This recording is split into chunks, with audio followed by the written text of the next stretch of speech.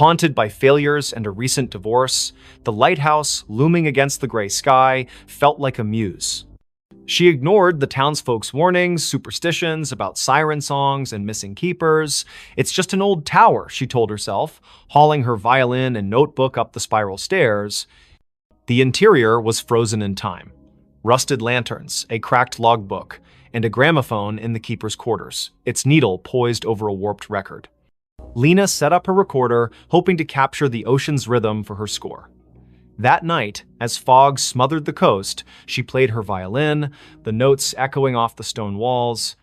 Then, faintly, another melody answered a haunting, wordless hum that seemed to rise from the sea. Lena stopped, her bow trembling. The hum continued, weaving through her own music, both beautiful and wrong, like a lullaby sung by something ancient. She checked her recorder. It had caught the sound, clear and unnervingly human. Wind through the cliffs, she reasoned, but her skin prickled. The gramophone needle twitched, spinning the record without power. The hum grew louder, now a voice. "Play with me." She fled to the cottage, locking the door. Sleep brought nightmares, shadows with liquid eyes, hands pulling her toward the waves. By morning, her recorder was blank, the haunting melody erased. Desperate for answers, Lena visited the town library, finding records of Greyhaven's lost. Since the lighthouse was built in 1843, 7 keepers had vanished, each leaving a note about a song. The last, Amos, was found days before his disappearance, wandering the cliffs, muttering about her voice. Lena's obsession grew. She returned to the lighthouse, playing her violin to lure the voice. It came stronger, singing in a language she didn't know, yet understood. Finish the song and join us. Her fingers moved unbidden, composing a melody that felt like it belonged to someone else. She scribbled it down, a single page, titled The Final Note. It was perfect, her masterpiece, but writing it left her drained, her reflection in the lantern room's glass pale and unfamiliar. That night, the lighthouse shook. The gramophone blared, its record spinning backward, spewing distorted wails. Lena's score glowed faintly on the table, the ink shifting, forming symbols that pulsed like a heartbeat. The voice was inside now. "You're mine." Shadows slithered from the walls, their forms humanoid but fluid, eyes glinting like oil slicks. They circled her, humming her own melody. Lena ran, but the stairs looped endlessly, each turn bringing her back to the lantern room. The glass walls reflected not the ocean, but a churning abyss, faces pressing against it. Amos, the other keepers, their mouths open in silent screams. The voice laughed, "Complete it, or stay forever." In a panic, Lena grabbed her score and tore it, scattering the pieces. The shadows shrieked, the lighthouse trembling as if in pain. The gramophone exploded, shards cutting her arms. She stumbled outside, collapsing on the cliffs. Dawn broke, the fog lifting, and the lighthouse stood silent, its door sealed as if never opened. Lena fled Greyhaven, her symphony unwritten. She burned her violin, moved inland, and swore never to compose again.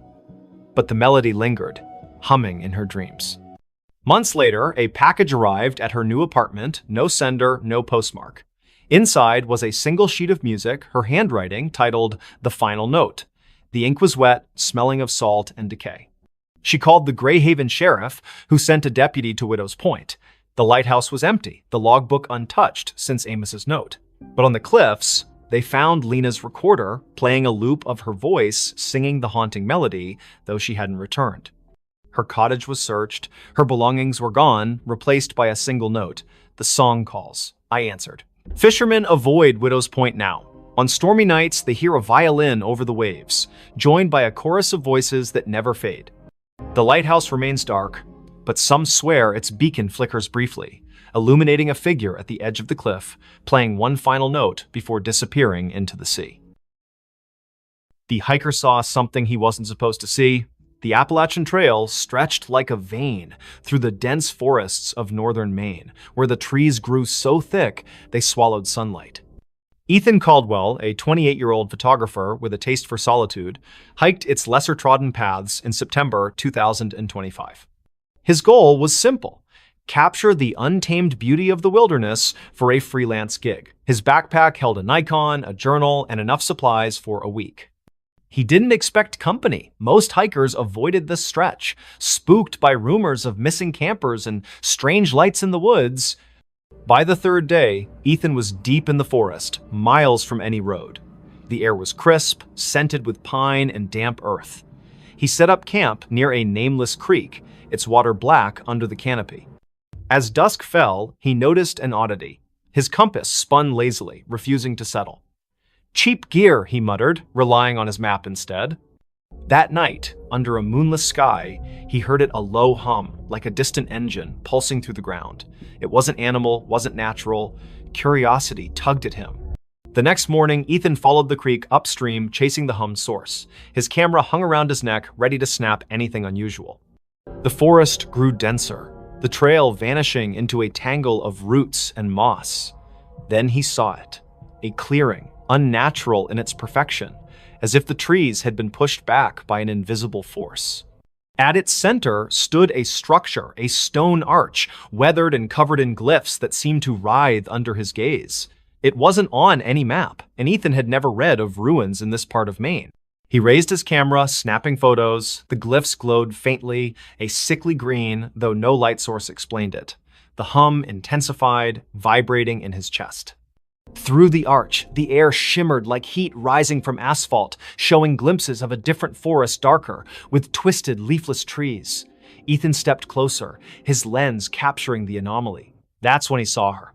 A figure stood just beyond the arch, humanoid but wrong, too tall, limbs too long, its face a blur of shadow. It didn't move, yet Ethan felt watched, his skin crawling as if ants marched beneath it. He lowered the camera, and the figure was gone. But when he checked the viewfinder, it was there, closer. Its face now a featureless void with pinprick eyes. His hands shook as he backed away, the hum now a deafening drone in his skull. Ethan ran, branches clawing at his face. His compass was useless, spinning wildly.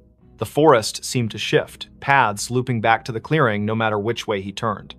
Panic set in as night fell, the hum replaced by whispers his name, spoken in a voice that wasn't human. "You saw," it hissed, echoing from every tree. He stumbled into his campsite, only to find his tent shredded, his journal open to a page he hadn't written, you weren't supposed to see. Desperate, Ethan checked his camera. The photos of the arch were gone, replaced by images of himself hiking, sleeping, eating, taken from angles that meant someone or something had been watching him for days. The last photo showed him standing before the arch, the figure behind him, its long fingers brushing his shoulder. He hadn't felt a thing. He fled toward the nearest ranger station, 20 miles south, using the stars to navigate. But the forest fought him. Roots tripped him, shadows moved against the wind. At dawn, he found a stream and followed it, hoping for salvation. Instead, it led back to the clearing. The arch loomed larger now, the glyphs pulsing red. The figure stood within, motionless, its void face fixed on him. "Join us," the whispers urged, now a chorus. Ethan's legs buckled, his vision blurring. He saw flashes, other hikers, campers, their faces frozen in terror, pulled through the arch into that other forest. His camera grew heavy, the strap tightening like a noose. He tore it off, smashing it against a rock. The whispers screamed, the arch flaring bright enough to burn his eyes. Ethan ran blindly, collapsing hours later near a logging road. A trucker found him, incoherent, babbling about an arch and eyes in the dark. Rangers searched, but found no clearing, no structure. Ethan's camera was gone, his journal blank except for that one scrawled note. Doctors diagnosed exposure and trauma, but Ethan knew better. He moved to a city, avoiding forests, but the whispers followed, faint at first, growing louder each night. You can't unsee.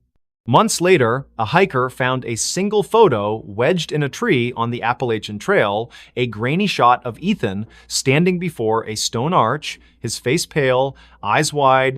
Behind him, a figure loomed, its fingers on his shoulder. The hiker burned the photo, fearing it would follow him too. But in Greyhaven's bars, they still talk of the arch that appears to the lost, and the things that watch from the other side, waiting for those who see what they shouldn't. The phone rang, but it wasn't plugged in. In the small town of Coldwater, Maine, where winter clung to the streets like a bad memory, Sarah Klein moved into the old duplex on Sycamore Street in December 2025.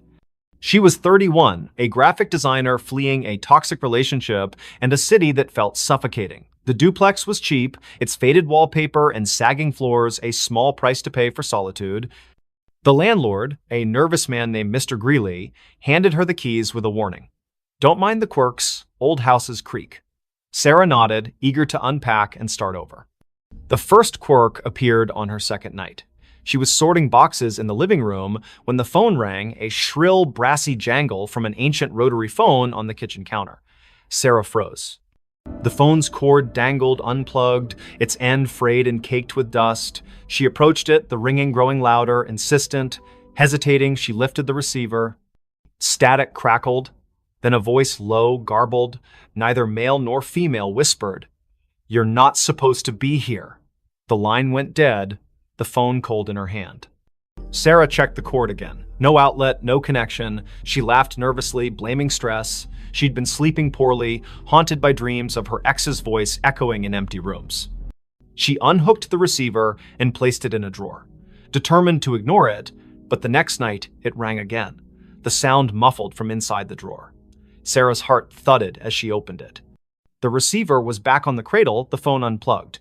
"Leave," the voice hissed when she answered. Sharper this time, like it was closer. She called Mr. Greeley, who chuckled uneasily. "That old thing? Been dead for years. Probably faulty wiring.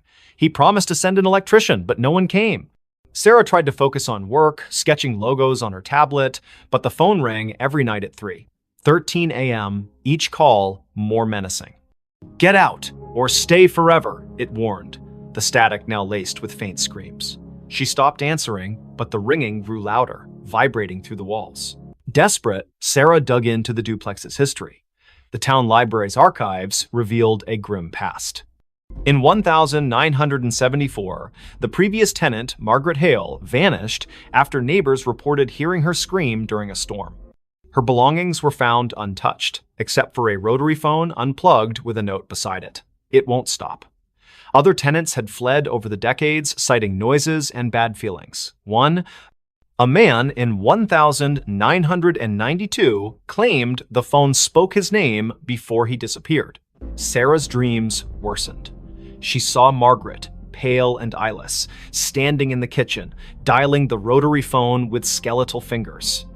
In the dreams, the walls bled, and the voice from the phone chanted, "Join us." Waking, Sarah found scratches on her arms, as if she'd clawed herself. She bought a new phone, a modern cordless one, but it too rang at 3:13 a.m., unplugged, spitting the same garbled voice. She tried to leave, packed a bag, booked a motel, but the duplex's doors wouldn't open, locks jammed, windows stuck, her car keys vanished, reappearing on the kitchen counter beside the rotary phone. In a panic, she smashed the phone with a hammer. The plastic cracked, but the ringing continued, now emanating from the walls, the floor, her own skull. "You can't break me," the voice laughed. Sarah turned to the internet, posting on X about haunted phones in Coldwater.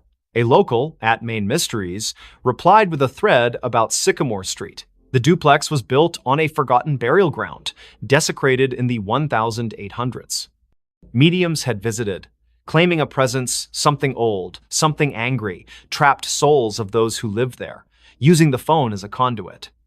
The thread ended abruptly. The user hadn't posted since. That night, the ringing was deafening.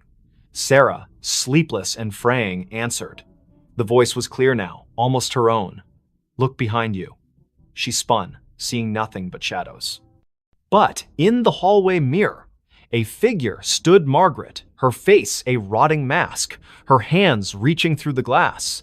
Sarah screamed, dropping the receiver. The lights flickered, and the air grew heavy, smelling of wet earth and decay. She barricaded herself in the bedroom, but the walls pulsed, whispering her name. The phone, shattered, reassembled itself on her nightstand, ringing relentlessly. In a final act of defiance, Sarah burned sage, chanting prayers she half remembered from childhood. The ringing stopped, replaced by a howl that shook the duplex. The mirror cracked, and Margaret's form lunged, cold fingers grazing Sarah's throat. Sarah blacked out, She woke at dawn, sprawled on the kitchen floor. The phone silent, its cord still unplugged. The doors opened easily now. She fled, leaving everything behind.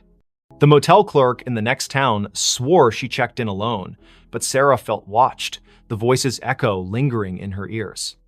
Weeks later, a new tenant moved into the duplex. They found a rotary phone, pristine, on the counter. That night, it rang, unplugged, whispering a new name. In Coldwater, they don't talk about Sycamore Street anymore.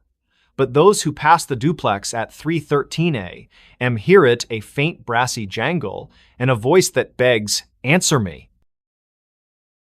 They dug up the backyard. In the quiet suburb of Elmwood, where picket fences and manicured lawns defined normalcy, the Hargrove family moved into 23 Oak Lane in the spring of 2025. The house was a steal, a charming craftsman with a sprawling backyard, snapped up after the previous owners vanished without a trace. Jenna Hargrove, a single mother of 37, saw it as a fresh start for her and her 12-year-old son, Lucas. The realtor glossed over the prior owner's disappearance, blaming financial troubles. Jenna, eager to escape her own past, didn't press. The backyard was Lucas's favorite part. Overgrown with wildflowers and shaded by an ancient oak, it begged for exploration. He wanted to build a treehouse, so Jenna hired a local landscaper, Mr. Polk, to clear the tangle of weeds and level the ground. Polk, a grizzled man with eyes like chipped flint, hesitated. "Folks say this yard's bad luck," he muttered, glancing at the oak. "Last owners dug here. Never seen again." Jenna laughed it off small-town gossip. The digging began on a Saturday, the air thick with the scent of turned earth. Lucas watched from the porch, sketching the oak in his notebook. Polk's crew unearthed roots and rocks, but by noon, they hit something hard. A metallic clang echoed as a shovel struck a rusted box the size of a small coffin, buried 3 feet down. Polk pried it open, revealing a collection of bones, human, weathered, and arranged in a spiral. A cracked locket lay at the center, its photo faded but showing a woman with hollow eyes. Jenna called the police. Sheriff Tate arrived, his face grim. "Not the first time," he said, bagging the bones. He wouldn't elaborate, but Lucas overheard him whisper to a deputy about the Oak Lane curse. The bones were sent for analysis, and digging stopped. That night, the house felt different. The air was heavy, the silence oppressive. Lucas woke to scratching beneath his bedroom floor, like nails clawing wood. "Mice," Jenna reassured him, but her voice wavered. The next day, Lucas found his sketchbook open to a new drawing, not his. The oak was depicted, its branches twisting into faces, their mouths open in silent screams. Jenna, pale, insisted it was a prank, but Lucas noticed her hands trembling. That evening, the backyard changed. The wildflowers wilted, their petals blackening. The oak's shadow seemed to stretch too far, pooling like ink across the lawn. At midnight, the scratching returned, now from the backyard. Lucas peered out his window and froze. The oak's branches swayed, though no wind stirred. Figures moved in the shadows, vague, humanoid shapes that flickered like bad film reels. He woke Jenna, who saw nothing but felt a chill that wasn't there before. "We're leaving tomorrow," she promised. But the car wouldn't start in the morning, its battery drained. Sheriff Tate returned with news. The bones were over a century old, likely from a family that lived on the land in the 1870s. They'd vanished after digging a well under the oak, leaving behind rumors of a deal with something in the earth. The locket's photo matched a missing woman, Eliza Marrow, rumored to have practiced rituals to bind the land. Tate warned Jenna to stay out of the backyard, but Lucas couldn't resist. He sneaked out at dusk, drawn to the oak. The ground where the box was found had shifted, forming a shallow pit. Inside, the locket lay again, open, its photo now clear Jenna's face, not Eliza's. Lucas screamed, dropping it, the ground pulsed, and a voice whispered from the pit, "You dug too deep!" Jenna found him, dragging him inside. The house locked itself, doors jammed, windows sealed. The scratching became a pounding, shaking the walls. Shadows oozed from the floorboards, forming shapes with too many limbs, their eyes glinting like wet stones. "Give us the boy," they hissed, their voices a chorus of gravel and wind. Jenna clutched Lucas, barricading them in the bathroom. She burned sage, a trick from her grandmother, but the smoke curled into symbols matching those on the locket. The shadows laughed, their forms pressing against the door. In desperation, Jenna grabbed a kitchen knife and carved a circle around them, chanting half-remembered prayers. The pounding stopped, but the air grew colder, the shadows retreating to the backyard. At dawn, the doors opened. Jenna and Lucas fled to a motel. Sheriff Tate searched the house, finding nothing. No locket, no pit, just fresh dirt under the oak, as if untouched. The Hargroves never returned. The house was sold again to a young couple who ignored the rumors. They started digging for a garden, and the oak's shadow grew longer. Weeks later, a neighbor reported screams from 23 Oak Lane. Police found the couple's car running, doors open, but no trace of them. In the backyard, a new locket lay under the oak, its photo showing Lucas, his eyes hollow.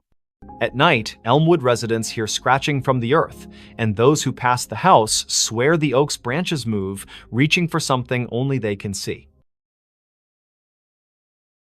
The smile in her last photo. In the sleepy town of Willow Creek, nestled between rolling hills and a sluggish river, Mia Reynolds was known for her photography. At 27, she had a knack for capturing the soul of her subjects' families, weddings, even the town's annual fair. Her studio on Main Street was cluttered with vintage cameras and Polaroids pinned to corkboards. But in November 2025, Mia took a photo that would haunt Willow Creek forever. It started with a commission from the town's historical society. They wanted shots of the old Grayson Manor, a crumbling estate on the outskirts, abandoned since the 1940s. Rumors swirled about its last resident, Evelyn Grayson, who vanished after a fire gutted half the house. Locals whispered of her ghost, a pale figure seen in the manor's broken windows, smiling. Mia, a skeptic, saw it as a chance to boost her portfolio. She arrived at the manor on a foggy afternoon, her Nikon slung around her neck. The air was heavy, smelling of damp wood and something sour like rotting flowers. The manor loomed, its spires jagged against the gray sky, windows like empty eyes. Inside, dust motes danced in her flashlight's beam, illuminating peeling wallpaper and charred furniture. Mia snapped photos, the click of her shutter echoing in the silence. In the upstairs parlor, she found a cracked vanity mirror, its surface clouded but oddly warm to the touch. As she framed a shot, her camera's viewfinder flickered, showing not the room, but a woman pale, with long dark hair, wearing a tattered dress. Her smile was too wide, stretching beyond human limits, her eyes black voids. Mia gasped, lowering the camera. The room was empty, but the mirror reflected the woman, her head tilting as if studying Mia. Heart pounding, Mia fled, her photos untouched. Back at her studio, she developed the images. Most were normal, dusty rooms, broken stairs, but the last photo, taken in the parlor, showed the woman standing behind Mia, her smile splitting her face. Mia's own reflection in the photo was wrong, her eyes wide with terror she didn't remember feeling.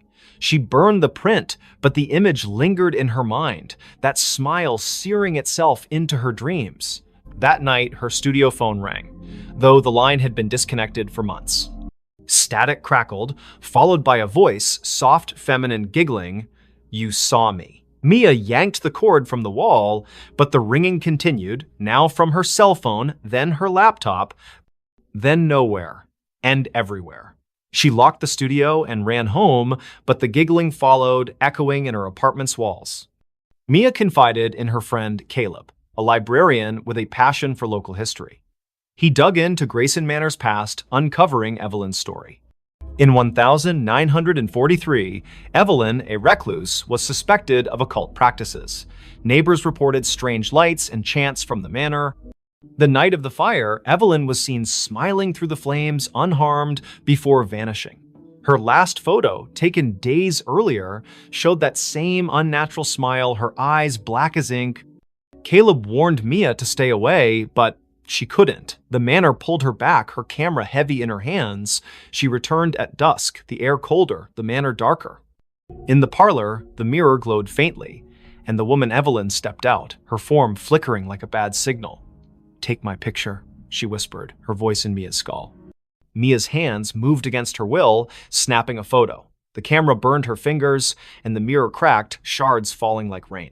Mia ran, but the manor's doors slammed shut, trapping her. Shadows writhed, forming figures with Evelyn's smile, their mouths stretching impossibly wide. "You're part of me now," they chanted, their voices a chorus of giggles. Mia's camera flashed on its own, each shot showing her own face, morphing, her smile widening, her eyes darkening.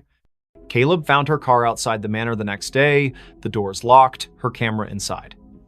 The last photo showed Mia, her face unrecognizable, smiling that same grotesque smile. The manor was empty, no trace of her. Caleb burned the camera, but the giggling followed him home, echoing from every reflective surface, mirrors, windows, even his glasses.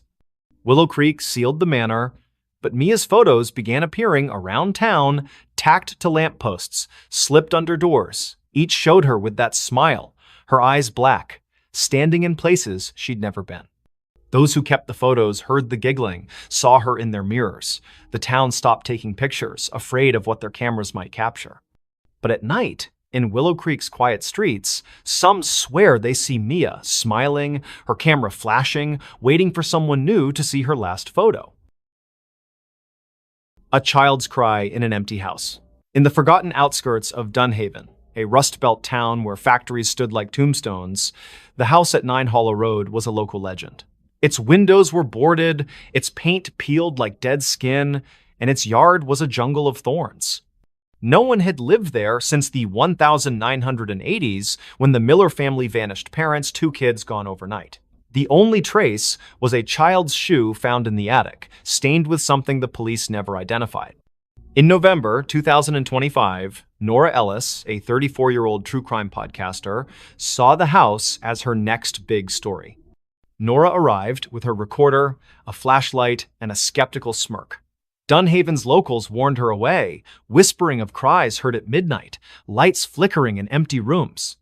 "Ghost stories pay the bills," she told her producer over the phone, setting up in the house's foyer. The air was thick, smelling of mildew and something sharper, like burnt sugar. Her recorder hummed, capturing the silence until a faint sob broke through, a child's voice trembling from upstairs. Nora froze. The house was supposed to be empty. She called out, "Hello?"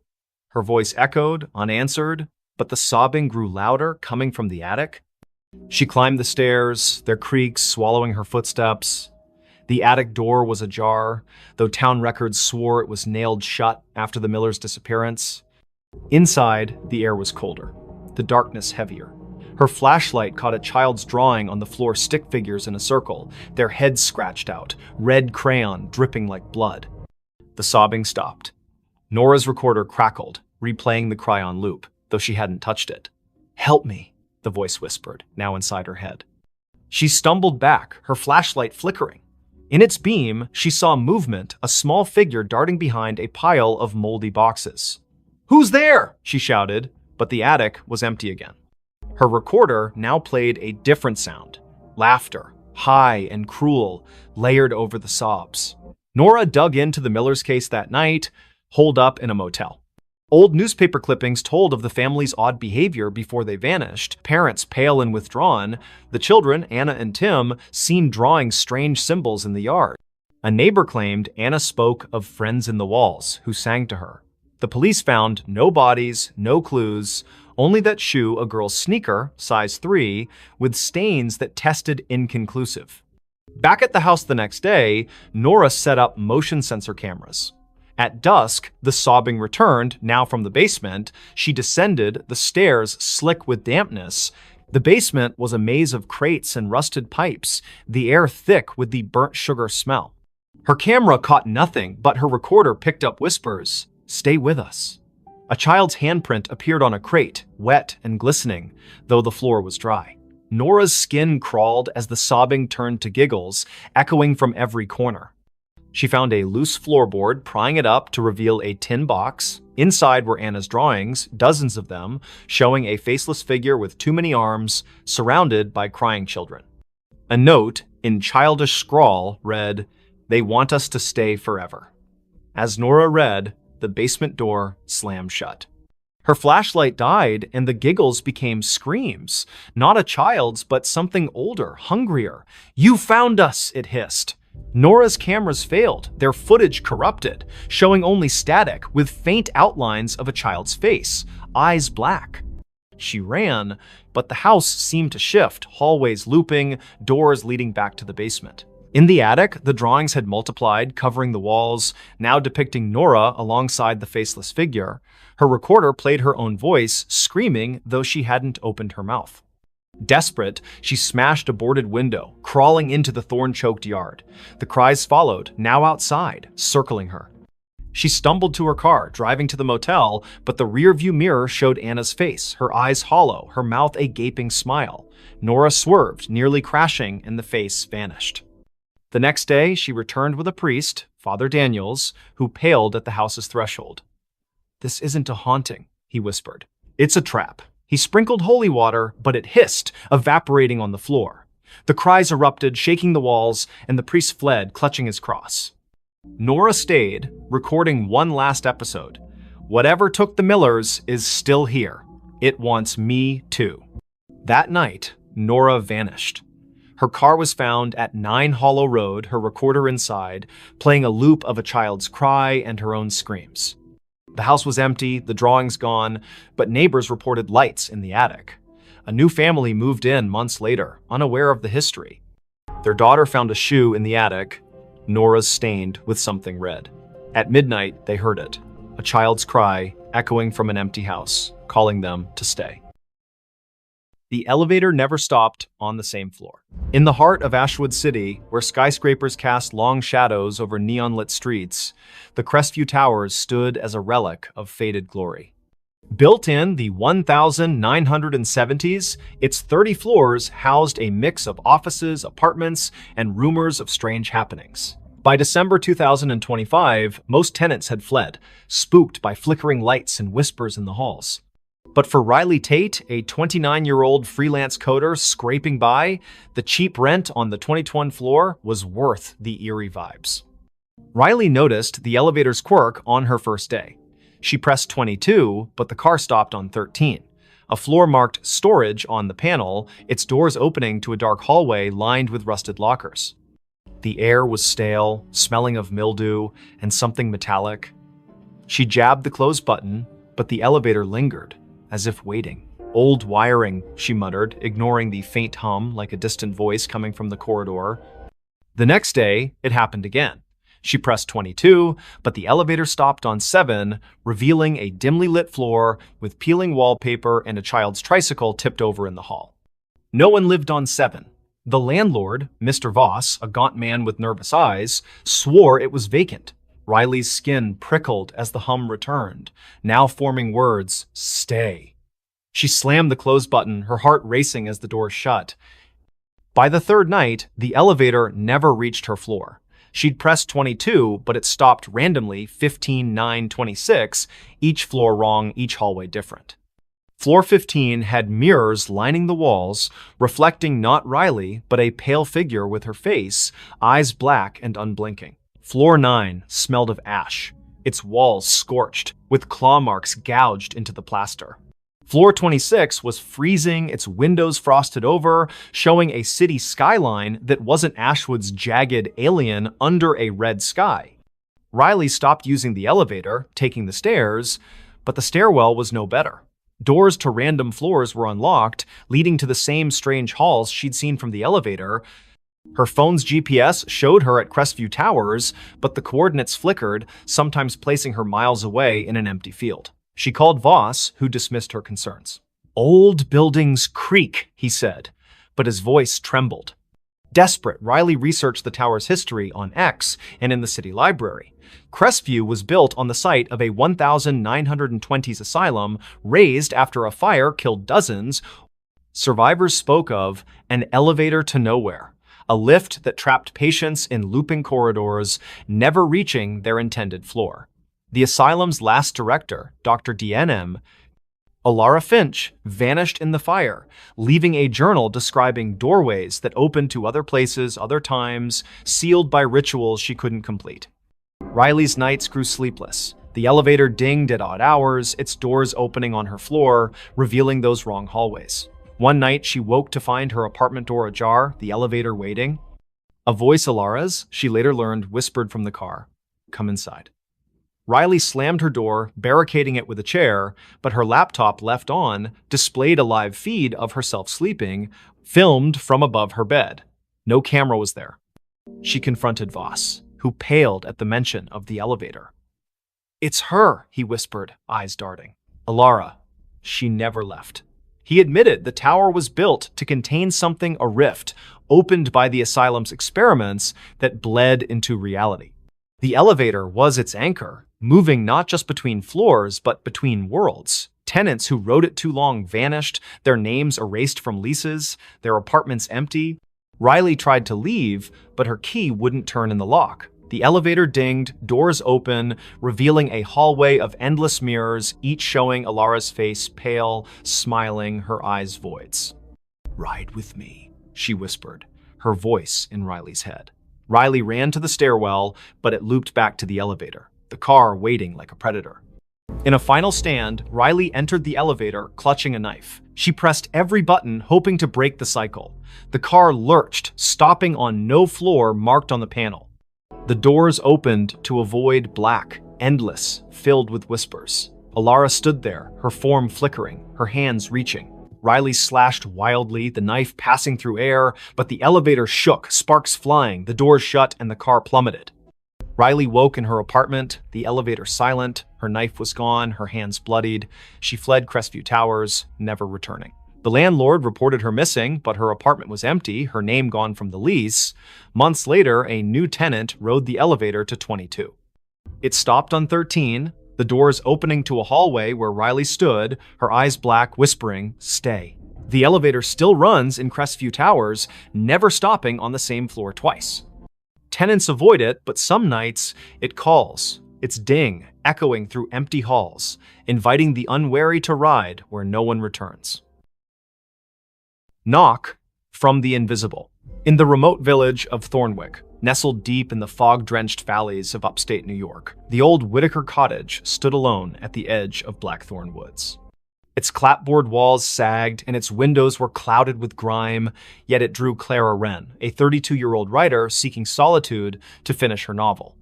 In January 2026, she rented the cottage, ignoring the locals' warnings about its history. "People don't stay long," the grocer said, his eyes darting to the woods. "It knocks, and then it takes." Clara dismissed it as folklore. The cottage was perfect, isolated, cheap, with a stone fireplace and a view of snow-laden pines. She unpacked her laptop, notebooks, and a thermos of coffee, settling into a rhythm of writing by day and stoking the fire by night.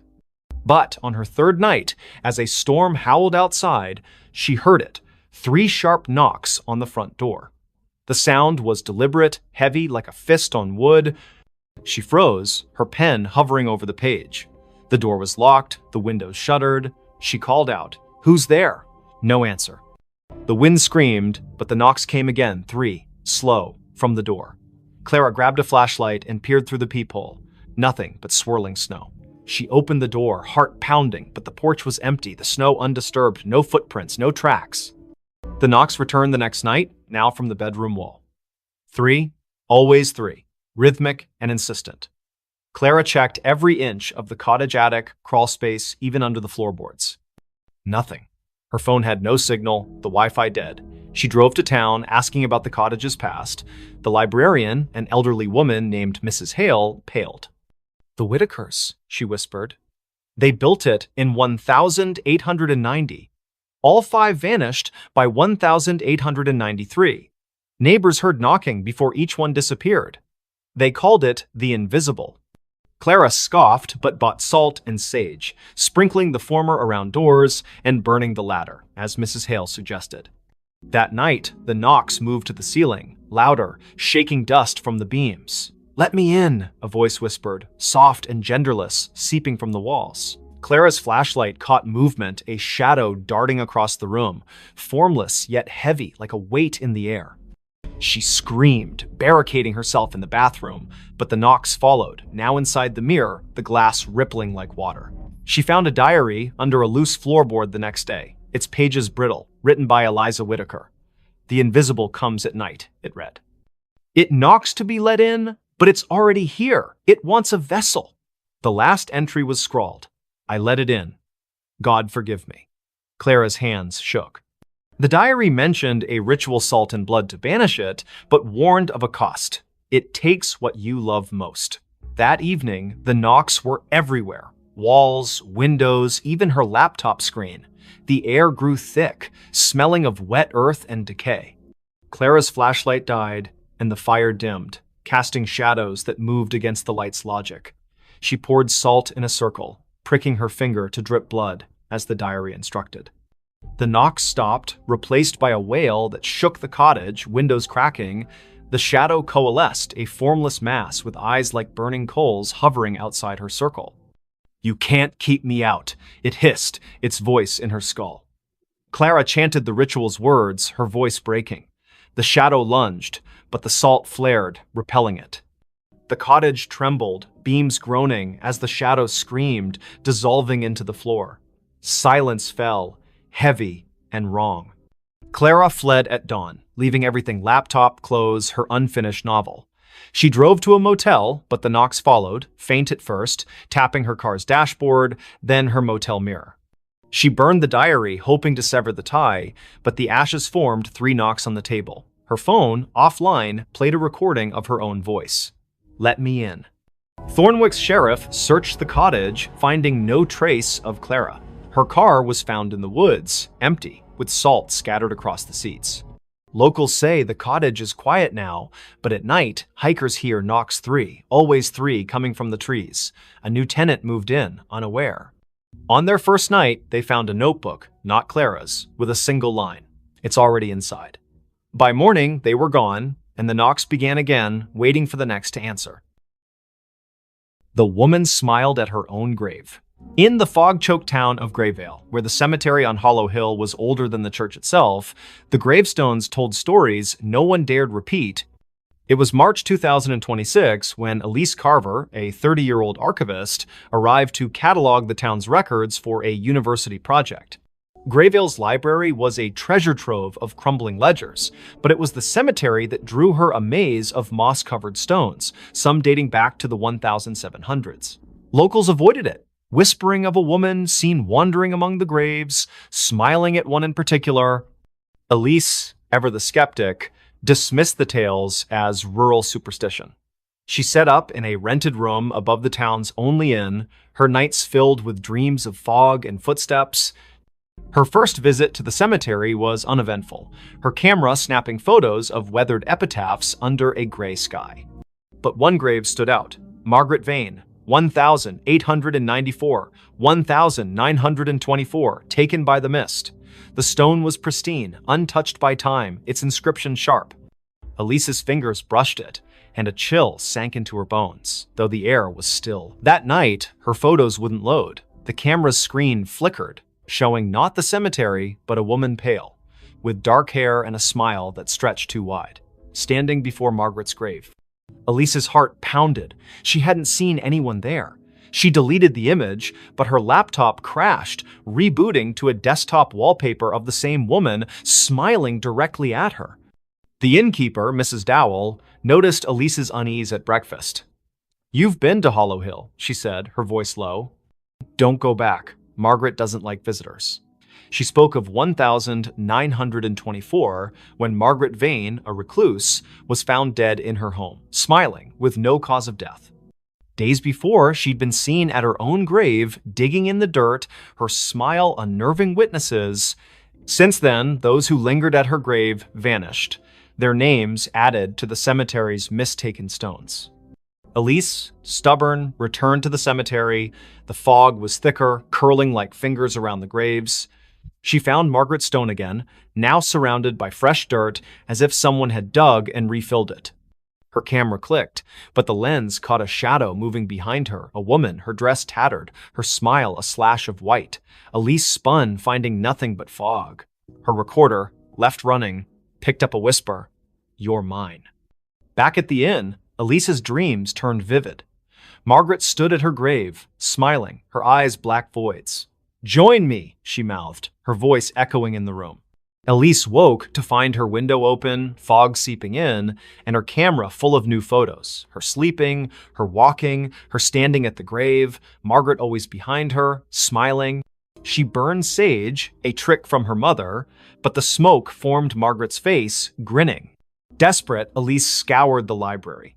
A 1924 journal, hidden in a locked drawer, told of Margaret's pact with the mist, a ritual to cheat death, binding her soul to the cemetery. She'd smile at her grave to seal the bargain, trapping others to sustain her. Each victim's name appeared on a new stone, their bodies never found. Elise's name was scribbled in the journal's margin in her own handwriting, though she'd never touched it. That night, the fog invaded the inn. Elise's door wouldn't lock, her phone dead. She fled to the cemetery, hoping to break the cycle. Margaret's grave was open, a yawning pit. Inside, bones gleamed, and a mirror lay propped against the dirt, reflecting not Elise, but Margaret, smiling, her hands reaching through the glass. "Stay forever," she whispered, her voice in Elise's skull. Elise smashed the mirror, shards cutting her hands. The fog screamed, the grave collapsing, burying the bones. She ran, the town blurring past, until she reached a gas station miles away.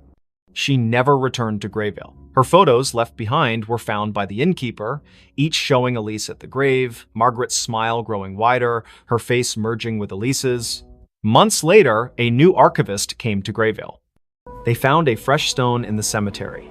Elise Carver, 1995-2026, taken by the mist. Locals swear they see her at dusk, standing by the grave, smiling a smile too wide. Her eyes too dark. The fog rolls in thicker now, and those who linger hear a whisper, "Join me." The stones multiply, and Margaret's grave, always pristine, waits for the next name. She vanished in front of everyone. The grand ballroom of the Eldridge Hotel buzzed with excitement on that fateful evening. Crystal chandeliers cast a warm glow over the crowd of 200 guests, all dressed in their finest attire for the annual masquerade gala. Laughter echoed off the marble walls, glasses clinked in toasts, and the orchestra played a lively waltz. At the center of it all was Sophia Laurent, the enigmatic hostess known for her flair for the dramatic. Sophia was a vision in a flowing crimson gown that shimmered like liquid fire under the lights. Her mask, adorned with feathers and jewels, concealed her eyes but not her radiant smile. She was a socialite, a philanthropist, and rumor had it, a woman with secrets deeper than the ocean. "Tonight," she announced from the stage, her voice silky and commanding, "I shall perform a feat that will leave you breathless, a vanishing act right before your eyes." The audience murmured in anticipation. Sophia had hired the best illusionists in the city, but this was her show.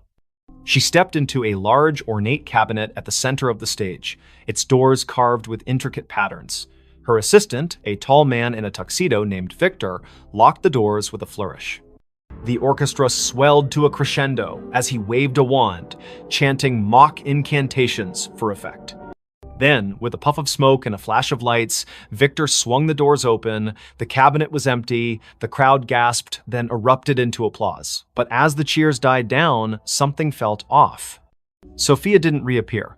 Victor scanned the stage, his confident grin faltering. "Ladies and gentlemen, a round of applause for Sophia," he called, but there was no sign of her. Minutes turned into hours.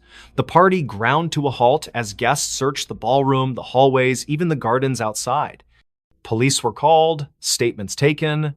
She just vanished. One guest stammered to Detective Harlan Reed, who arrived with his notepad and a skeptical frown. Harlan had seen his share of pranks and publicity stunts, but this felt different. No trapdoors, no hidden compartments, the stage had been inspected thoroughly. Harlan interviewed Victor first. It was supposed to be a simple illusion, the assistant insisted, sweat beading on his forehead. She steps into the cabinet, slips out the back through a panel, and hides in the wings. But when I checked, she wasn't there. The panel was still sealed. Next was Sophia's best friend, Elena, who clutched a champagne flute like a lifeline. Sophia was acting strange all week. She kept talking about escaping the illusions of life. I thought it was just her poetic nonsense, but last night she gave me this. Elena handed over a small antique locket Inside was a faded photograph of a woman who looked eerily like Sophia, dated 1923. Harlan's interest peaked. He delved into Sophia's background. Born into wealth, she had traveled the world, collecting oddities, ancient artifacts, books on the occult. Her mansion was filled with mirrors that seemed to reflect impossible angles, clocks that ran backward. Whispers among her staff spoke of nights when shadows moved on their own. As the investigation deepened, Harlan uncovered a family legend. Sophia's great-grandmother, Isabel Laurent, had vanished in 1923 during a similar gala at the same hotel. Witnesses swore she stepped into a mirror and never came out. The case was unsolved, dismissed as a hoax, but Sophia had been obsessed with it, spending fortunes on psychics and historians. That night, Harlan returned to the ballroom alone. The lights were dim, the stage empty. He approached the cabinet, running his fingers over its carvings. They depicted swirling portals, figures dissolving into mist. On impulse, he opened the doors and stepped inside. The air grew cold, a whisper brushing his ear. "Find me." He spun around, but the doors had shut. Panic surged as the world blurred. When he burst out, the ballroom looked different. Dustier, the chandeliers tarnished. A newspaper on the floor read, 1923 Gala Mystery, Hostess Disappears. Harlan's heart raced. This wasn't possible. He rushed to the mirror at the back of the stage, the same one from the old photographs. In its reflection, he saw not himself, but Sophia, her hand outstretched. "The veil is thin here," her image mouthed silently. "I've been waiting." Sophia's vanishing wasn't an act, it was a curse. The Laurent women were bound to a temporal loop, pulled into echoes of the past during moments of high emotion. Isabel had discovered it first, trying to break free but trapping herself. Sophia, learning the truth, had orchestrated the gala to draw attention, hoping someone would follow. Harlan reached toward the mirror, his fingers passing through like water, reality warped. He emerged in 1923, face to face with Isabel, who gasped. "You're from the future?" she asked. Together, they pieced it together. The cabinet was no ordinary prop, it was a relic from an ancient cult designed to bridge timelines. To escape, one had to anchor themselves with a personal token, the locket. Harlan, with Elena's locket in hand, chanted the incantation inscribed inside. A vortex opened, pulling him back, but he wasn't alone. Sophia materialized beside him, gasping for air, her gown disheveled. Back in the present, the crowd had dispersed, but Elena waited. Sophia embraced her friend, tears streaming. "I saw it all, the past, the echoes. I almost didn't make it back." The police called it a hoax, but those who knew the truth kept silent. Sophia retired from the spotlight, donating the cabinet to a museum with a warning. Some illusions are doors best left closed.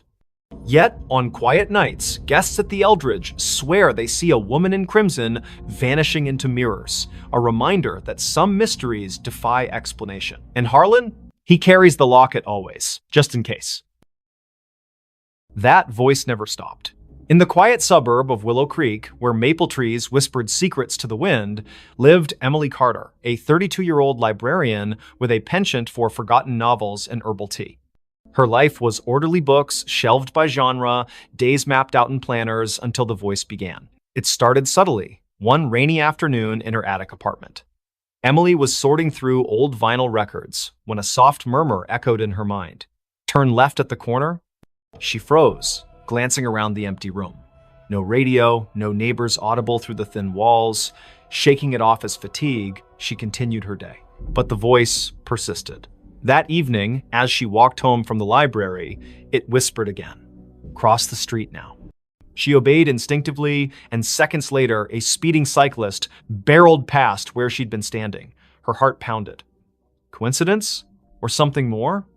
By morning, the voice was a constant companion. "Don't eat the yogurt, it's spoiled." Sure enough, the carton smelled off. "Call your sister, she needs you."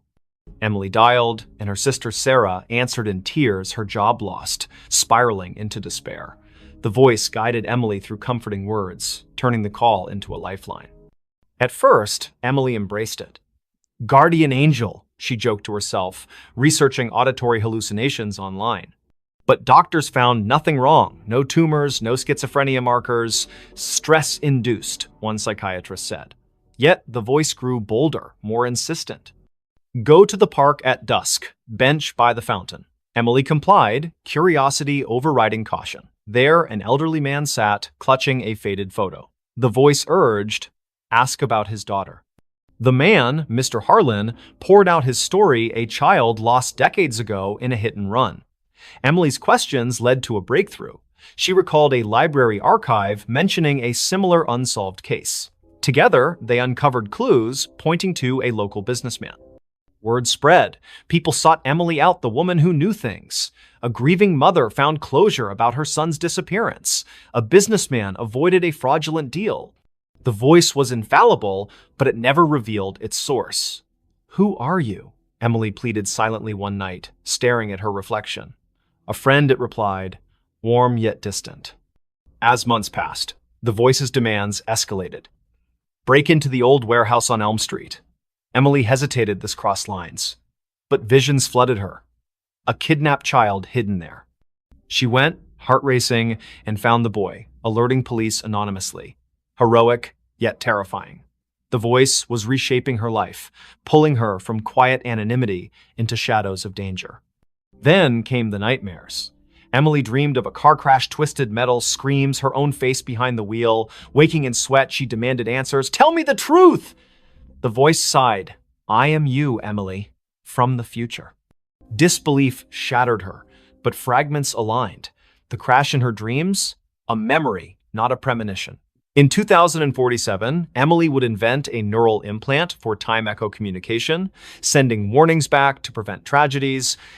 But a glitch trapped her consciousness in a loop, echoing eternally to her past self. The voice never stops because you never let it, it explained. I chose this to save lives, to rewrite fates. But the cost, isolation, madness creeping in. Emily recoiled. Was her life a puppet show? She tried ignoring it, drowning it with music, pills, but it persisted. Save the girl on the bridge tonight. Defiant, she stayed home. The next day's news. A suicide off the Willow Creek Bridge. Guilt crushed her. Resigned, Emily accepted her fate. She became a vigilante of sorts, guided by her future self's whispers. Years blurred. The voice grew fainter, wiser. On her deathbed, surrounded by those she'd saved, Emily smiled. Thank you, she thought. No, the voice replied softly. Thank you for listening. And in that moment, as her eyes closed, she glimpsed the loop closing a young Emily in the attic, hearing the first whisper. The voice never stopped, it simply began anew. The house that was never on the map. In the fog-shrouded hills of rural Vermont, where GPS signals faltered and old paper maps yellowed in glove compartments, stood a house that defied existence. Dr. Elias Thorne, a cartographer by trade, discovered it by accident during a surveying trip in the fall of 2023. His equipment glitched near Blackwood Forest, a blank spot on every digital map, an oversight on the antiques. Curiosity piqued, he hiked through the brambles and emerged at a clearing. There it was, a Victorian mansion, ivy-choked and weathered, its spires piercing the gray sky like accusing fingers. Elias bought it on impulse, dirt cheap from a seller who vanished after the deed was signed. A steal, he told his wife, Mara, and their teenage daughter, Lily. They needed a fresh start after the city had chewed them up. Elias's job loss, Mara's anxiety attacks, Lily's rebellion. The house promised isolation, peace, but from the first night, unease settled like dust. The movers swore the address didn't exist. You're sure this is it? One asked, eyeing the overgrown path. Inside, the room smelled of damp earth and forgotten whispers. Elias laughed it off, but Lily found the first anomaly. Her phone's map app showed an empty field where the house should be. Glitch, she muttered, but zooming in revealed nothing. No streets, no landmarks, just void. That evening, as rain lashed the windows, strange sounds began. Not creaks or groans, but echoes, faint conversations from empty rooms, like recordings of lives long past. Mara heard children's laughter in the attic, though the stairs led to a bricked-up wall. Imagination, Elias dismissed, burying himself in his maps. He spread them across the dining table, marking the house's location obsessively. But no matter how he plotted coordinates, the ink bled, lines curving away as if repelled. Lily explored the basement first. Flashlight in hand, she descended creaking stairs into a labyrinth of cobwebbed shelves. Amid dusty crates, she found a leather-bound journal dated 1897.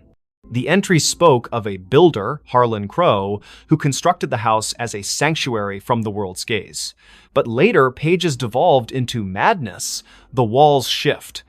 Doors open to nowhere. It hides us from maps, from reality itself.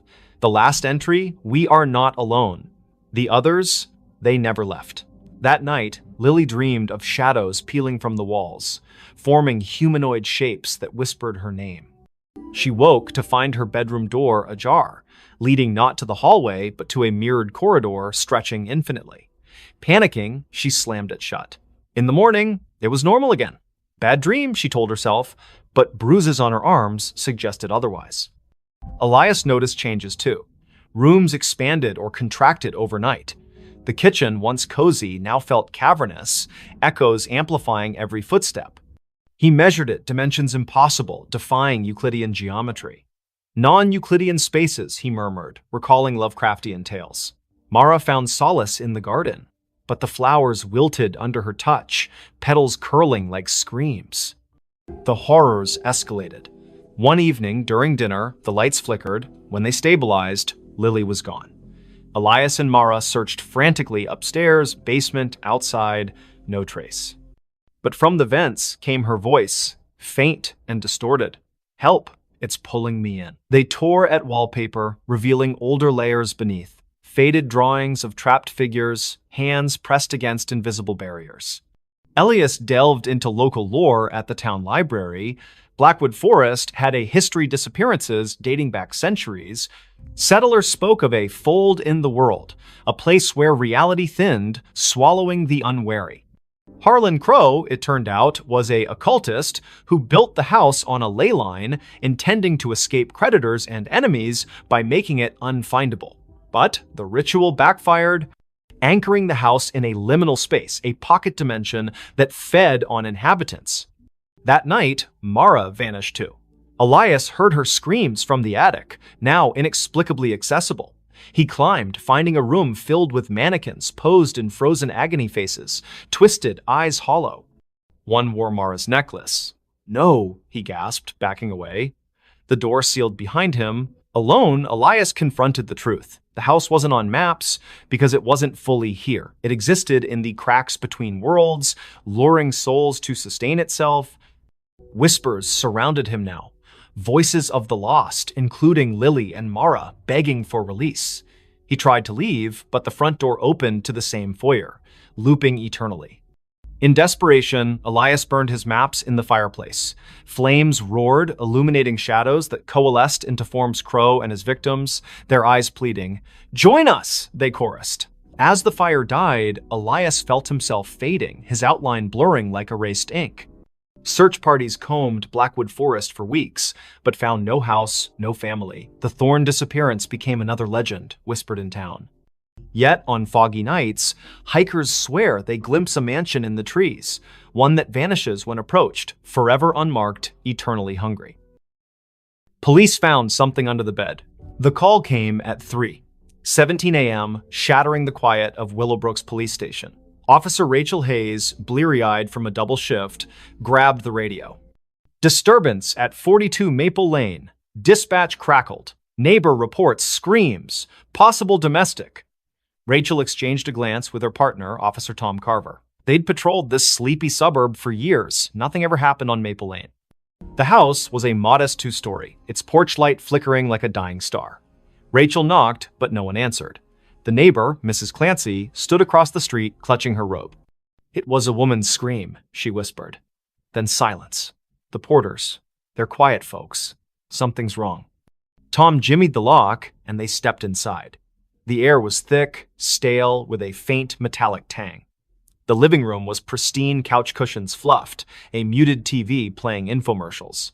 Rachel's flashlight swept the staircase. "Police!" she called. No response. Upstairs, the master bedroom door was ajar. Rachel nudged it open, her hand on her holster. The bed was unmade, sheets tangled like a struggle had occurred. A bedside lamp lay shattered on the floor. Tom checked the closet empty. Rachel crouched, peering under the bed. Her breath caught. "Tom, get over here." Beneath the bed frame, scratched into the hardwood, was a crude pentagram, its lines smeared with something dark and sticky. In its center lay a bundle, wrapped in a stained blanket. Rachel's pulse hammered as she reached for it, expecting a body. Instead, she found a doll crudely stitched, with buttons for eyes and straw poking through seams. Its fabric was damp, reeking of copper.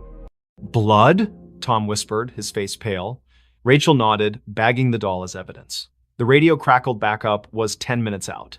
But the house felt alive, its silence oppressive. A faint scratching came from the walls, rhythmic, like claws on wood. They searched the rest of the house. In the basement, they found Polaroids scattered across a workbench, images of the Porters, Claire and David, smiling at first, then progressively gaunt, eyes hollow. The last photo showed Claire staring blankly, her hands clutching the doll. Scrawled on the back, "It sees us." Rachel's skin prickled. "We need to find them," she said. But Tom pointed to the ceiling.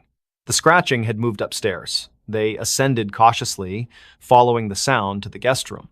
The door was locked. Tom kicked it open, revealing a small space with a single window, curtains billowing despite no breeze. On the floor lay David Porter, his throat slashed, eyes wide in frozen terror. Claire was gone. Blood trailed from the body to the bed, where the mattress sagged oddly. Rachel lifted it. Underneath, carved into the box spring, was another pentagram, this one larger, its lines pulsing with a faint red glow. The scratching stopped.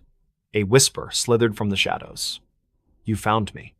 Tom stumbled back, his gun shaking. Rachel's flashlight flickered, plunging them into darkness.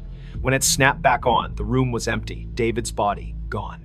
Only the doll remained, now lying in the pentagram's center, its button eyes glinting.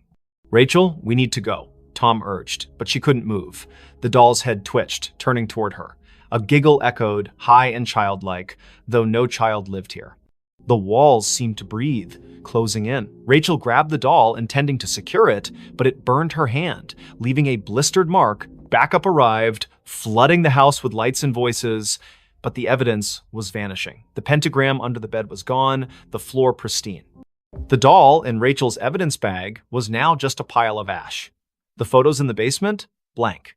David's body never reappeared, and Claire remained missing. The official report called it a domestic dispute gone wrong, but Rachel knew better. She couldn't sleep. The giggle followed her home, echoing in her apartment. One night, she woke to scratching under her own bed. Heart pounding, she looked, nothing. But her flashlight caught a faint outline, a pentagram, freshly carved, with a single button eye in its center. The next morning, neighbors reported a scream from Rachel's apartment. Police found her bed empty, sheets tangled. Underneath, a new doll lay, its face stitched to resemble Rachel, its eyes wide and unblinking. The case was closed, another disappearance in Willowbrook. But late at night, officers swear they hear scratching from the evidence room where the doll sits, waiting. She came home, but it wasn't her home. Clara Vance stepped off the Greyhound bus in Hollow Pines, Vermont, her boots crunching on the frost-dusted gravel. It was November 2025, and after a decade in Chicago chasing dreams that crumbled into barista shifts and unpaid bills, she was back. The town hadn't changed. Same sagging general store, same church steeple piercing the fog. Her childhood home, 17 Birch Road, waited at the edge of town, a two-story relic her mother left her when she passed last year. Clara hadn't been back since the funeral.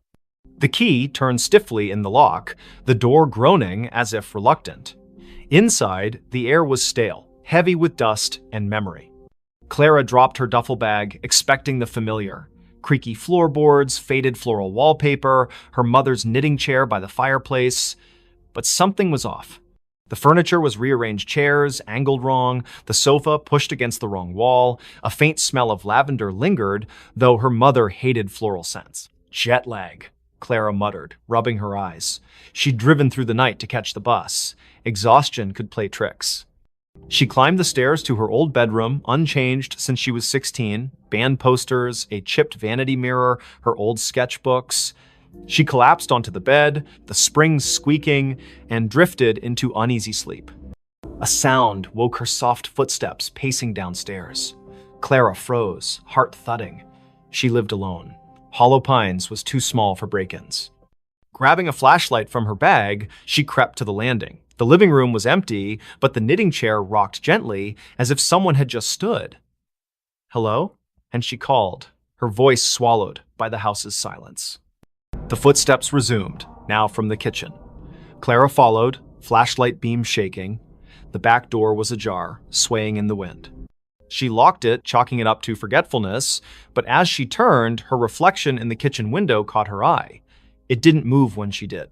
Her face smiled faintly, then vanished. Clara's scream stuck in her throat. She bolted upstairs, barricading herself in her room. The house felt alive, its walls humming with a low, unnatural pulse. She called the sheriff, but the line crackled, a woman's voice whispering, "You shouldn't be here," before going dead. Morning brought no relief. The furniture had shifted again, now mirrored perfectly, as if the house were a reflection of itself. Clara's sketchbooks, once filled with charcoal landscapes, now held drawings of a woman who looked like her but wasn't. Hollow eyes, too wide smile, hands reaching from shadowed corners. The signature wasn't Clara's. She fled to the general store, begging for answers. Old Mr. Harrow, the clerk, paled when she mentioned 17 Birch Road. "That house," he whispered, "it's cursed. Been empty since your mom died. Folks say it. Mimics things. People. Places." He told of a girl in the 1950s, Abigail, who vanished after moving in. Locals swore they saw her afterward, but she was wrong. Her smile too sharp, her eyes too dark. Clara laughed it off, small-town superstition, but dread gnawed at her. Back at the house, she found a trap door under the rug, one she'd never seen as a child. It led to a basement, damp and cold, its walls etched with spiraling symbols that pulsed faintly under her flashlight. At the center stood a cracked mirror, twice her height. In it, Clara saw not herself, but the other woman, her doppelganger, wearing Clara's clothes, mimicking her movements with a delay, like a lagging video feed. "This is my home now," the reflection-mouthed, voice echoing in Clara's skull. She stumbled back, tripping over a box of her mother's things. Inside was a diary, pages brittle. Her mother wrote of the other Clara, a presence that appeared after Clara left for Chicago. "She walks my halls, wears my daughter's face. I locked the mirror, but she's breaking through." Clara's blood ran cold. Her mother hadn't died of a heart attack. She'd been found in the basement, clutching a rosary, eyes wide with terror. The coroner never explained the claw marks on her arm. That night, the house turned hostile. Doors slammed shut, locking Clara in the living room. The doppelganger appeared in every reflective surface: windows, the TV screen, even a spoon on the table each time closer, her smile stretching wider. "Give me your place," she hissed, her voice a distorted echo of Clara's. Desperate, Clara smashed the basement mirror, hoping to sever the connection. Shards flew, but the doppelganger laughed, her form coalescing from the fragments into a physical being. It lunged, cold fingers grazing Clara's throat. She fought back, shoving it into the trapdoor, which slammed shut. The house shook, walls cracking as if enraged. Clara fled, never looking back. She hitchhiked to Burlington, renting a motel room. But the nightmare followed. Her reflection in the bathroom mirror flickered, showing the doppelganger's face. On her phone, photos of Hollow Pines showed a house that wasn't there, an empty lot where 17 Birch Road should be. Weeks later, a new family moved into a vacant house on Birch Road. They found Clara's duffel bag, her sketchbooks, but no Clara. Neighbors whispered of a woman seen at dusk, sketching by the church, her smile too wide, her eyes too dark. When police searched, they found a trapdoor, a shattered mirror, and a diary warning of a house that steals souls, replacing them with something else. Clara was never found. But in Hollow Pines, they say she still walks, trying to come home to a house that was never hers. That night, the mirror started talking. The antique mirror arrived at the thrift store on a damp October morning in 2025, its gilded frame tarnished, its glass clouded like a cataract eye. Nora Blake, a 29-year-old artist with a penchant for salvaging broken things, bought it for $10. "It's got character," she told the cashier, ignoring the way his hands shook as he wrapped it. Her apartment in downtown Ashwick, a crumbling mill town, was already a mosaic of thrift finds, chipped teacups, warped books, a clock that ticked backward. The mirror fit right in, hung above her fireplace, reflecting her cluttered living room in muted grays. Nora noticed the oddities that first night. While sketching at her easel, she caught a flicker in the mirror, not her reflection, but a shadow that darted out of sight. She blinked, chalking it up to exhaustion. She'd been pulling late shifts at the diner, her hands smelling of grease and coffee. But as she turned off the lights, a whisper slithered from the mirror. Nora. Her name, soft and deliberate, like a lover's sigh. She spun around, heart pounding. The room was empty, the mirror still. Sleep eluded her. The whisper came again at 3 a.m. Louder. Look at me. Nora stumbled to the mirror, her breath fogging the glass. Her reflection stared back, but her eyes seemed wrong too wide, pupils dilating like ink spreading in water. She touched the glass. It was warm, pulsing faintly. Stress, she muttered, unplugging every light and crawling back to bed. By morning, the mirror had changed. Its surface was clearer, almost luminous, reflecting details Nora hadn't noticed. A crack in the ceiling, a stain on the rug. But it didn't reflect her. Instead, it showed a woman who looked like Nora, same auburn hair, same freckles, but dressed in a high-collared gown, her expression hungry. "Stay with me," the woman mouthed, her voice echoing in Nora's skull. Nora covered the mirror with a sheet, but the whispers persisted, seeping through the fabric. "You're mine now." She called her friend Milo, a skeptic who fixed electronics and scoffed at ghost stories. He inspected the mirror, finding nothing, no wires, no speakers. "It's just old glass," he said. But his voice trembled when he noticed the sheet had fallen off, the mirror bare again. That night, Nora dreamed of the woman in the gown. She stood in a candlelit room, walls dripping with black mold, chanting in a language Nora didn't know. The woman's hands reached through the dream, clawing at Nora's chest. She woke gasping, claw marks burning across her ribs. The mirror glowed faintly, the woman's face pressed against the glass from the inside, smiling. Nora researched the mirror's origins. The thrift store had no records, but an old newspaper clipping mentioned a similar mirror owned by Evelyn Crane, an Ashwick heiress who vanished in 1892. Locals claimed Evelyn practiced witchcraft, trapping souls in reflective surfaces to cheat death. Her mansion burned down, but the mirror survived, passing through estate sales, each owner meeting misfortune, suicides, disappearances, madness. Desperate, Nora tried to destroy the mirror. She swung a hammer, but the glass didn't crack. The blow reverberated, knocking her back. The woman's laughter filled the room, sharp and gleeful. "You can't break me." Objects began moving, books slid off shelves, teacups shattered. The mirror's reflection showed not her apartment, but Evelyn's charred mansion, its walls alive with writhing shadows. Milo returned, pale but determined, with a priestess from a local Wiccan group. She burned sage, chanting protections, but the air grew heavy, the temperature plummeting. The mirror pulsed, and Evelyn's voice boomed. "This is my vessel." The priestess screamed, blood trickling from her nose, and fled. Milo stayed, gripping Nora's hand. "We burn it," he said. They doused the mirror in gasoline, but the flames wouldn't catch. Instead, the mirror's surface rippled, and Evelyn stepped out, her form solidifying, gown pristine, eyes black voids. Nora and Milo ran, but the apartment's doors locked, windows sealed. Evelyn's laughter chased them, her footsteps heavy.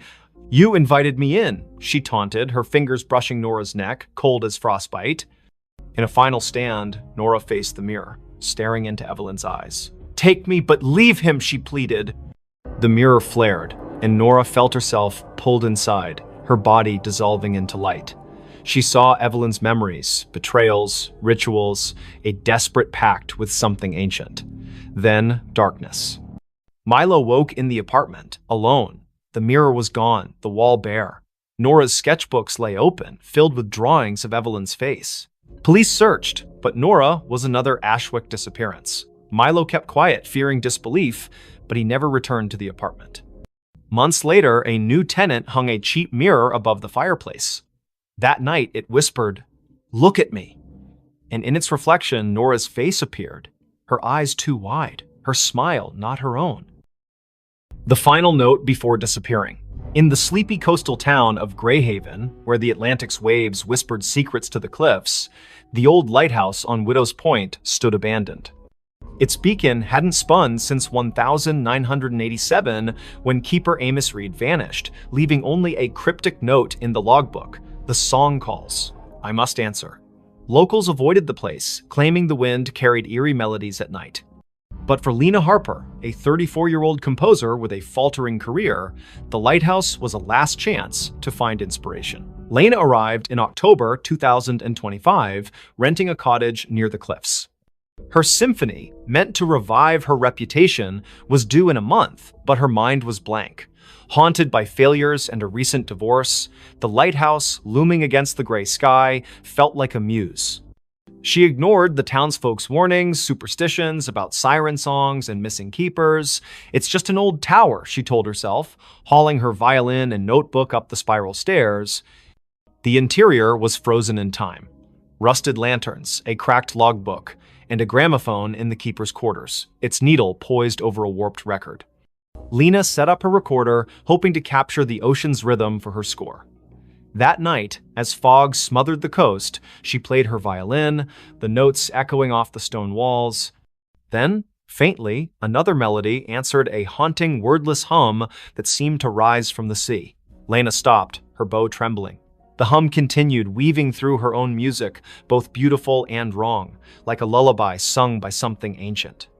She checked her recorder. It had caught the sound, clear and unnervingly human. Wind through the cliffs, she reasoned, but her skin prickled. The gramophone needle twitched, spinning the record without power. The hum grew louder, now a voice. Play with me. She fled to the cottage, locking the door. Sleep brought nightmares, shadows with liquid eyes, hands pulling her toward the waves. By morning, her recorder was blank, the haunting melody erased. Desperate for answers, Lena visited the town library, finding records of Greyhaven's lost. Since the lighthouse was built in 1843, 7 keepers had vanished, each leaving a note about a song. The last, Amos, was found days before his disappearance, wandering the cliffs, muttering about her voice. Lena's obsession grew. She returned to the lighthouse, playing her violin to lure the voice. It came stronger, singing in a language she didn't know, yet understood. Finish the song and join us. Her fingers moved unbidden, composing a melody that felt like it belonged to someone else. She scribbled it down, a single page, titled The Final Note. It was perfect, her masterpiece, but writing it left her drained, her reflection in the lantern room's glass pale and unfamiliar. That night, the lighthouse shook. The gramophone blared, its record spinning backward, spewing distorted wails. Lena's score glowed faintly on the table, the ink shifting, forming symbols that pulsed like a heartbeat. The voice was inside now. You're mine. Shadows slithered from the walls, their forms humanoid but fluid, eyes glinting like oil slicks. They circled her, humming her own melody. Lena ran, but the stairs looped endlessly, each turn bringing her back to the lantern room. The glass walls reflected not the ocean, but a churning abyss, faces pressing against it. Amos, the other keepers, their mouths open in silent screams. The voice laughed, complete it or stay forever. In a panic, Lena grabbed her score and tore it, scattering the pieces. The shadows shrieked, the lighthouse trembling as if in pain. The gramophone exploded, shards cutting her arms. She stumbled outside, collapsing on the cliffs. Dawn broke, the fog lifting, and the lighthouse stood silent, its door sealed as if never opened. Lena fled Greyhaven, her symphony unwritten. She burned her violin, moved inland, and swore never to compose again. But the melody lingered, humming in her dreams. Months later, a package arrived at her new apartment, no sender, no postmark. Inside was a single sheet of music, her handwriting, titled The Final Note. The ink was wet, smelling of salt and decay. She called the Greyhaven sheriff, who sent a deputy to Widow's Point. The lighthouse was empty, the logbook untouched since Amos's note. But on the cliffs, They found Lena's recorder, playing a loop of her voice singing the haunting melody, though she hadn't returned. Her cottage was searched, her belongings were gone, replaced by a single note. The song calls. I answered. Fishermen avoid Widow's Point now. On stormy nights, they hear a violin over the waves, joined by a chorus of voices that never fade. The lighthouse remains dark, but some swear its beacon flickers briefly, illuminating a figure at the edge of the cliff, playing one final note before disappearing into the sea. The hiker saw something he wasn't supposed to see. The Appalachian Trail stretched like a vein through the dense forests of northern Maine, where the trees grew so thick they swallowed sunlight. Ethan Caldwell, a 28-year-old photographer with a taste for solitude, hiked its lesser-trodden paths in September 2025. His goal was simple: capture the untamed beauty of the wilderness for a freelance gig. His backpack held a Nikon, a journal, and enough supplies for a week. He didn't expect company. Most hikers avoided this stretch, spooked by rumors of missing campers and strange lights in the woods. By the third day, Ethan was deep in the forest, miles from any road. The air was crisp, scented with pine and damp earth. He set up camp near a nameless creek, its water black under the canopy. As dusk fell, he noticed an oddity. His compass spun lazily, refusing to settle. Cheap gear, he muttered, relying on his map instead. That night, under a moonless sky, he heard it a low hum, like a distant engine, pulsing through the ground. It wasn't animal, wasn't natural. Curiosity tugged at him. The next morning, Ethan followed the creek upstream, chasing the hum's source. His camera hung around his neck, ready to snap anything unusual. The forest grew denser, the trail vanishing into a tangle of roots and moss. Then he saw it, a clearing, unnatural in its perfection, as if the trees had been pushed back by an invisible force. At its center stood a structure, a stone arch, weathered and covered in glyphs that seemed to writhe under his gaze. It wasn't on any map, and Ethan had never read of ruins in this part of Maine. He raised his camera, snapping photos. The glyphs glowed faintly, a sickly green, though no light source explained it. The hum intensified, vibrating in his chest. Through the arch, the air shimmered like heat rising from asphalt, showing glimpses of a different forest darker, with twisted, leafless trees. Ethan stepped closer, his lens capturing the anomaly. That's when he saw her. A figure stood just beyond the arch, humanoid but wrong, too tall, limbs too long, its face a blur of shadow. It didn't move, yet Ethan felt watched, his skin crawling as if ants marched beneath it. He lowered the camera, and the figure was gone. But when he checked the viewfinder, it was there, closer. Its face now a featureless void with pinprick eyes. His hands shook as he backed away, the hum now a deafening drone in his skull. Ethan ran, branches clawing at his face. His compass was useless, spinning wildly. The forest seemed to shift, paths looping back to the clearing no matter which way he turned. Panic set in as night fell, the hum replaced by whispers his name, spoken in a voice that wasn't human. "You saw," it hissed, echoing from every tree. He stumbled into his campsite, only to find his tent shredded, his journal open to a page he hadn't written, you weren't supposed to see. Desperate, Ethan checked his camera.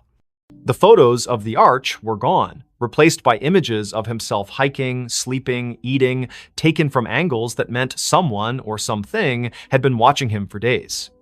The last photo showed him standing before the arch, the figure behind him, its long fingers brushing his shoulder. He hadn't felt a thing.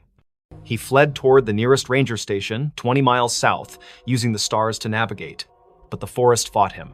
Roots tripped him, shadows moved against the wind. At dawn, he found a stream and followed it, hoping for salvation. Instead, it led back to the clearing. The arch loomed larger now, the glyphs pulsing red. The figure stood within, motionless, its void face fixed on him. "Join us," the whispers urged, now a chorus. Ethan's legs buckled, his vision blurring. He saw flashes, other hikers, campers, their faces frozen in terror, pulled through the arch into that other forest. His camera grew heavy, the strap tightening like a noose. He tore it off, smashing it against a rock. The whispers screamed, the arch flaring bright enough to burn his eyes. Ethan ran blindly, collapsing hours later near a logging road. A trucker found him, incoherent, babbling about an arch and eyes in the dark. Rangers searched, but found no clearing, no structure. Ethan's camera was gone, his journal blank except for that one scrawled note.